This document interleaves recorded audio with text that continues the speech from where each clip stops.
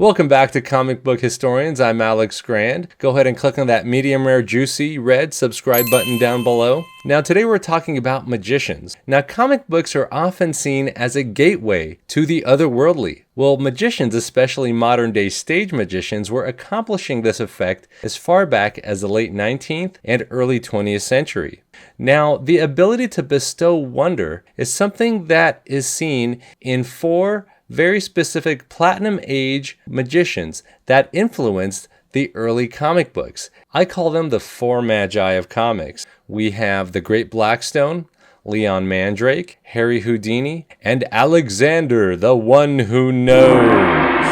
Now, Harry Blackstone Sr. was born in 1885. He died in 1965 and was an illusionist who would innovate devices to give off the impression of magic in his shows, like appearing to impale his assistants or sawing them in half. Now, Walter Gibson, writer of The Shadow, scripted Blackstone's first comic in Street and Smith's Super Magician Comics No. 2, 1941. And E.C. Stoner created a comic for him in 1946 for Vital Publications.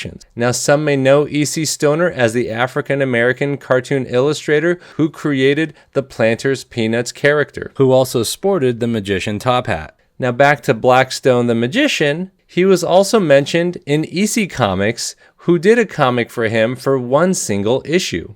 Now to Leon Mandrake, who was very key to the comics, worked as a famous illusionist starting in 1924. He was originally a vaudeville performer who ended up wowing audiences with fire-eating, mind-reading, and ventriloquism. Lee Falk created Mandrake the Magician comic in 1934, who wielded the same cape and top hat, and whose powers included shape-changing himself and others, even levitation and making himself grow larger.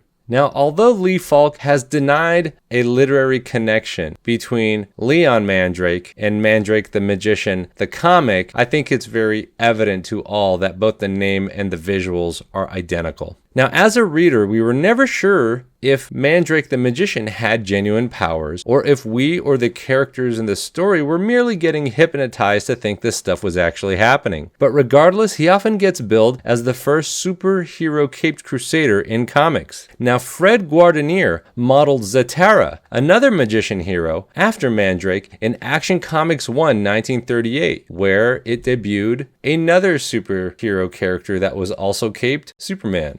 But Zatara's powers were arguably more interesting, whereas he could will his power over people if he said phrases backwards. Now, Zatara's daughter, Zatanna, premiered in Hawkman 4, 1964, who was similarly powered and on a quest to find her disappeared father. Now, Fred Guardineer also gave Quality Comics Merlin the Magician the backwards Zatara-style magic speech in National Comics 12, 1941. Now, another character, the Wizard, seems also based on Leon Mandrake, in that he was found in Top Notch Comics 1, 1939, uses science, chemistry, and physics to perform his amazing feats, like the magicians of the early 20th century, and definitely carries the Leon Mandrake aesthetic. Now to one of my favorite magicians, Harry Houdini. Harry Houdini is an illusionist and escape artist from the late 19th and early 20th century who was president of the Society of American Magicians. His assistant was the same Blackstone comic writing Walter Gibson, who also wrote a book on Houdini's tricks and utilized that mystique when he wrote The Shadow Pulps. Now, The Shadow Pulps influenced Bill Finger to bring that flavor to Batman, who modeled the first Batman story in Detective Comics 27, 1939, from the Shadow story Partners of Peril from 1936. Now, even more so, Walter Gibson also mentored Jim Steranko, who worked as a magician and escape artist, and is Jack Kirby's inspiration for DC's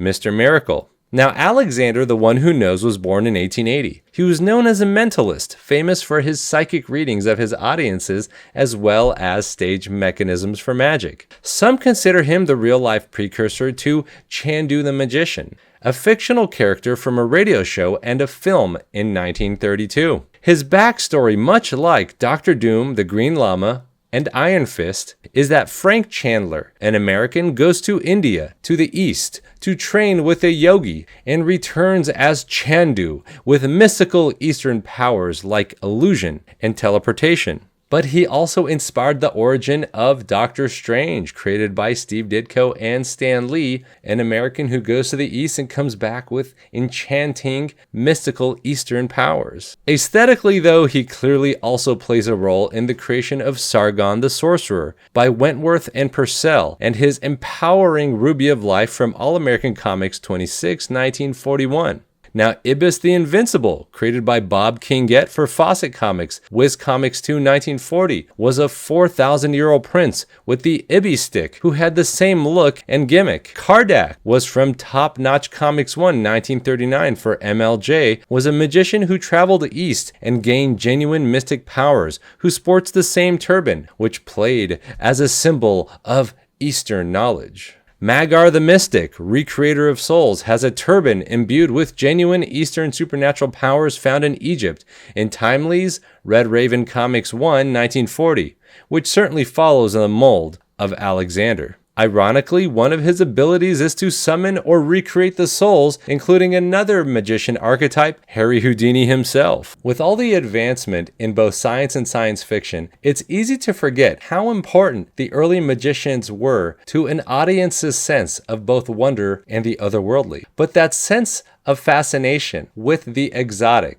was felt by many Golden Age comic writers and still resonate today with modern superhero characters like Doctor Strange, Batman, Zatanna, and Mr. Miracle. Well, if you enjoyed this little presentation, folks, go ahead and click on that juicy red medium rare subscribe button down below. We have more information and comic book history coming to you down the pipeline.